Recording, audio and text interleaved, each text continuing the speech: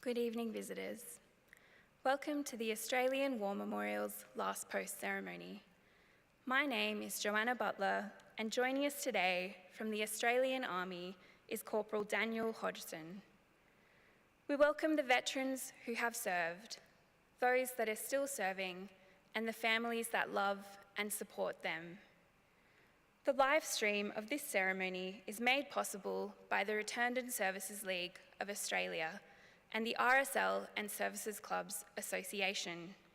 We welcome members who are watching the broadcast of this ceremony across Australia. During this evening's ceremony, wreaths will be laid at the base of the pool of reflection by visitors to the memorial. If you are able, please stand and join in singing the national anthem.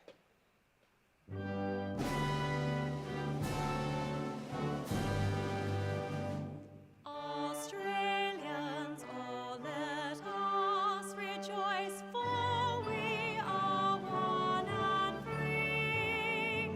We've golden soil and wealth for toil. Our home is got by sea. Our land abounds in nature's gifts of beauty, rich and rare. In history's page, let every stage advance Australia fair. In joyful strains, then let us sing, advance Australia fair.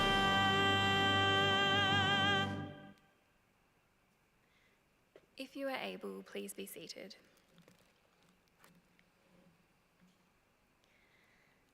The Australian War Memorial was the vision of Charles Bean, Australia's First World War official historian. Bean landed with the Australian troops on Gallipoli and stayed with them at the front through to the end of the war. The idea of this national memorial and museum came to him at Pozières, France, in the depths of the bloody fighting of 1916. Bean's idea was that this would be a place where family and friends could mourn loved ones, buried in faraway places. It would also be a place that could help all Australians understand what these men and women had endured and what they had done for us. Bean's vision, to which we remain true, is best expressed as inscribed in the entrance to the memorial's galleries. Here is their spirit, in the heart of the land they loved. And here we guard the record which they themselves made. Tonight we will read the story behind just one of those on the Roll of Honour, which lists the names of more than 103,000 men and women who have given their lives for us in war and on operations for more than a century. But first we present a lament, Flowers of the Forest. Wreaths or floral tributes will now be laid at the base of the pool of reflection.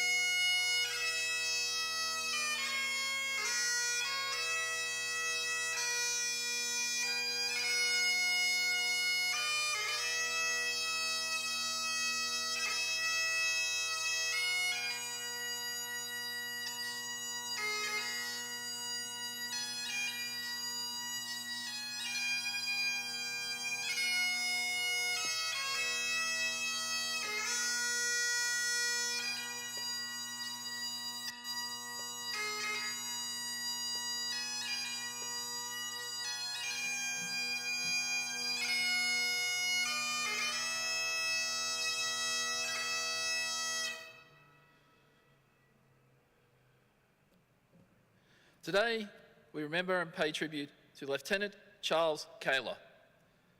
Charles Kaler was born in July 1883 in the seaside town of Moira in New South Wales. Known as Charlie, he was the youngest of 3 children born to Prussian immigrant John Kaler and his wife, Emily. When Charles was 2 weeks old, his mother passed away, and he was sent to Newcastle to live with his aunt and uncle, John and Jessie Blackburn. He was educated at Cooks Hill Superior Public School and went on to become his uncle's apprentice. He spent 5 years learning to become a jeweller and a watchmaker in his uncle's store, before relocating to the rural town of Mudgee. Charlie Kaler was an active member of his community, participating in the Masonic Lodge and playing golf with other locals. When the First World War broke out in 1914, he was working as a watchmaker in Mrs. Merkel's jewellery store. Charlie Kaler enlisted in the Australian Imperial Force on the 23rd of September 1914. He was assigned to Charlie Company of the 13th Battalion with the rank of private and commenced a short period of training in Australia. He embarked for active service on the 22nd of December that year, sailing from Melbourne on the troop ship Ulysses. After several weeks at sea, Private Kaler arrived in Egypt. He and his comrades continued training alongside other Allied forces in preparation for an attack on enemy positions in the Dardanelles. They landed on the Gallipoli Peninsula in the afternoon on the 25th of April, 1915. Kaler was promoted to corporal 2 days later. Over the months that followed, the 13th Battalion was involved in establishing and defending the Anzac front line. During the August offensives, Kaler and his comrades were involved in an attack on Hill 971, suffering heavy casualties in the process. In December 1915, the Allies decided to abandon the Gallipoli campaign as they had been unable to gain any strategic advantage. Kaler took part in the evacuation with his comrades later that month, returning to Egypt where the AIF underwent a period of reorganisation and expansion. In March 1916, Kaler was made acting company sergeant major and was promoted to warrant officer class 1. 3 months later in June, he and his comrades set sail for France, arriving in the city of Marseille after a week-long voyage. After reaching France, the 13th Battalion travelled north to the Western Front, where heavy fighting had been taking place since 1914.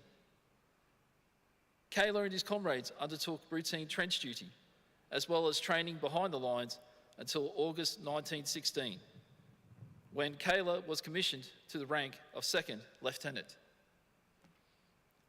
Days later, the battalion was drawn into the fighting around the village of Pozières, taking up positions near the contested ruins of Mouquet Farm. On the 29th of August 1916, Kaler and his men made an attack on the enemy's position. They encountered fierce resistance and came under heavy shelling and machine gun fire throughout the course of the attack. Kaler was wounded in action during the fighting, suffering a gunshot wound to his thigh. He was evacuated to hospital in Rouen before being transported to England for further treatment in a larger hospital. Kaler rejoined his unit in France in mid-November, arriving in time for the onset of a bitterly cold winter. Suffering from the conditions at the front, he was hospitalised with laryngitis in December and remained away from his unit until after Christmas. When he returned at the end of the month, he had again been promoted, this time to lieutenant. In early 1917, enemy forces began making a strategic withdrawal towards the fortified Hindenburg Line. Allied forces eagerly followed this retreat, clashing multiple times with the enemy in the process. Kaler and his men participated in this advance, which halted near the village of Bullecourt in April. Determined to break through the enemy's new front line, Allied forces decided to attack there and recapture the village. Kaler and his men began their advance on the 11th of April 1917, covered by tanks rather than artillery in an experimental action that would end in carnage. The tanks quickly failed to yield the results Allied forces had expected, becoming tangled and ruined on the battlefield almost immediately. Troops on the ground were left without cover and were exposed to murderous machine gun and artillery fire from German lines. As the tanks stood burning on the battlefield, the Australians were forced back to their own lines, suffering some 3,000 casualties as a result. Among the dead was Lieutenant Charlie Kaler, who was killed in action during the First Battle of Bullecourt. Lieutenant Charlie Kaler was buried at Toulouse British Cemetery in France, where he lies today. He was 33 years old. His name is listed on the Roll of Honour on my right, among almost 62,000 Australians who died while serving in the First World War. His photograph is displayed today beside the pool of reflection. This is but one of the many stories of service and sacrifice told here at the Australian War Memorial. We now remember Lieutenant Charles Kaler, who gave his life for us, for our freedoms, and in the hope of a better world.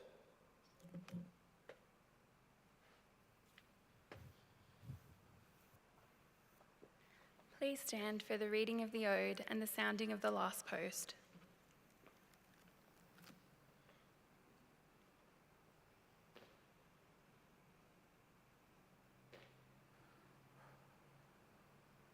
They shall grow not old as we that are left grow old. Age shall not weary them, nor the years condemn. At the going down of the sun and in the morning, we will remember them.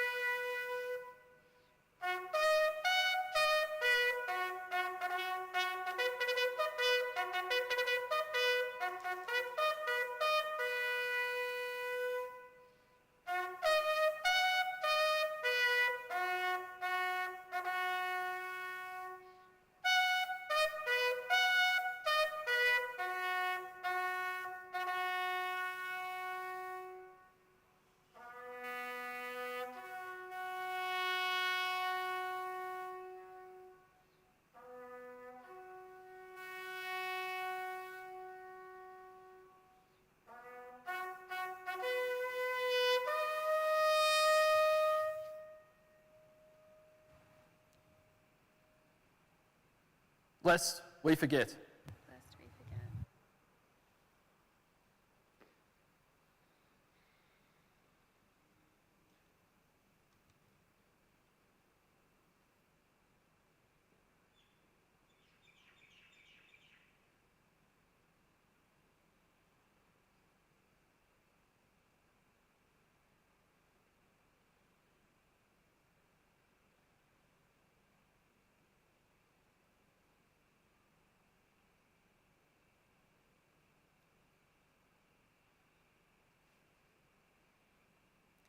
We leave you this evening with the words of the memorial's founder, Charles Bean.